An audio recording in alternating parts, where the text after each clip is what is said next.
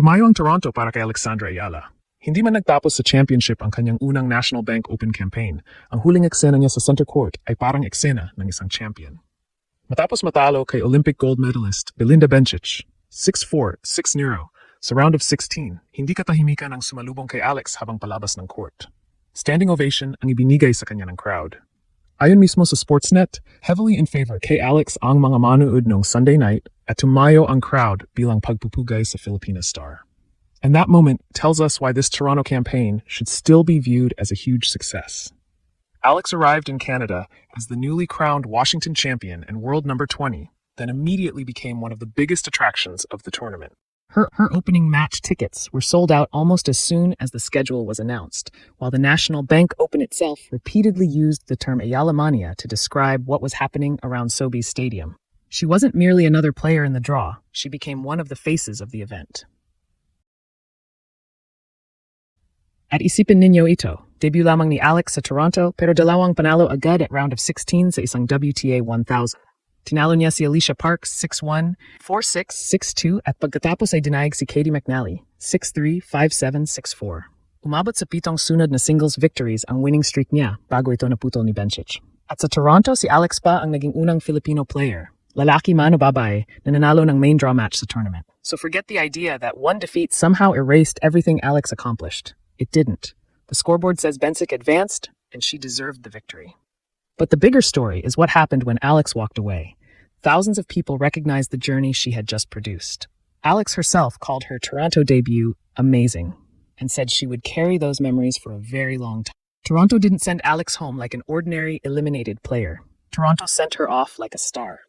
Napaganda ng simbolismo ng eksenang iyon. Natalo si Alex, oo. Pero habang naglalakad siya palabas ng center court, ang mga tao ang nagsabi kung ano talaga ang naging halaga ng kanyang Toronto run. Tumayo sila. Pumalakpak sila. Pinakita nilang hindi lang resulta ng isang gabi ang kanilang pinahalagahan. Sportsnet confirmed that the large Filipino community again came out in force for Alex against Bencic, and that Alex left the court to a standing ovation. Para sa isang 21-year-old na unang beses pa lamang naglalaro sa Toronto, napakalaking statement niyan. The match itself belonged to Bencic. Alex kept the opening set competitive until the Swiss star broke in the 9th game and served it out 6-4. From there, Bencic raised her level dramatically, sweeping the second set 6-0 and completing the victory in 1 hour and 13 minutes. The WTA noted that the result ended Alex's 7-match winning streak and sent the former Toronto champion into another quarterfinal. Sportsnet also reported that Bencic committed only 6 unforced errors, her fewest in a WTA 1000 singles match this season. On this night, the Olympic champion simply played cleaner tennis. Pero hindi dapat alisin ng isang mahirap na second set ang buong kwento ng nakaraang 2 linggo. Dumating si Alex sa Toronto galing sa pinakamalaking title ng kanyang career sa Washington. Pagdating niya sa Canada, parang may sariling delegation ang Pilipinas. Hundreds of fans agad ang naghihintay para sa autographs, ayon mismo sa National Bank Open. At nang unang lumabas si Alex sa center court, ang description mismo ng tournament organizers ay ear-shattering ovation. Hindi natin kailangang palakihin pa ang kwento. Mismong organizers na ang nagsasabi kung gaano kalakas ang reception. And then came the numbers and reactions that made the phenomenon even more remarkable. Alex's Toronto opener against Alicia Parks sold out almost immediately after her match time was announced. She rewarded the crowd with a 3-set victory and became the first Filipino to win a main draw match at the National Bank Open. The tournament described the packed stadium as electric, while WTA coverage showed Philippine flags throughout the stands. This was no longer simply a Filipino tennis story being watched from Manila.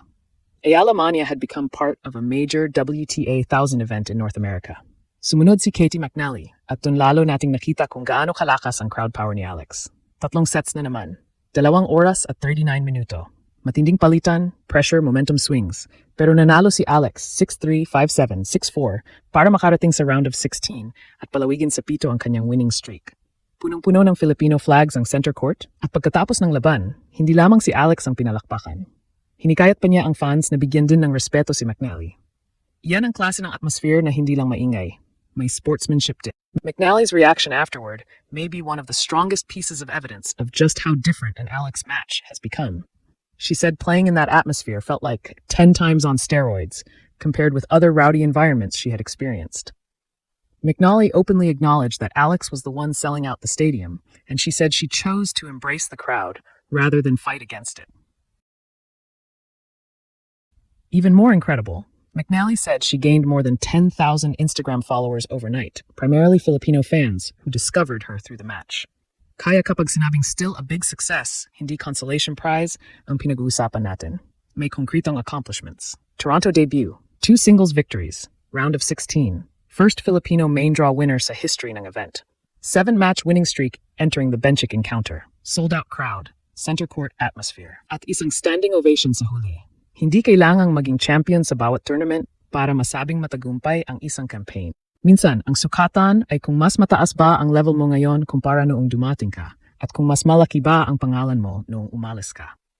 And that is exactly what happened to Alex in Toronto. She entered the event already carrying the momentum of Washington, but she leaves Canada with something different. Proof that her popularity can travel from city to city and still fill a major stadium. The National Bank Open called her a Filipino phenomenon in its Day 9 recap. That wording matters because it came from the tournament itself, not merely from excited Filipino supporters online.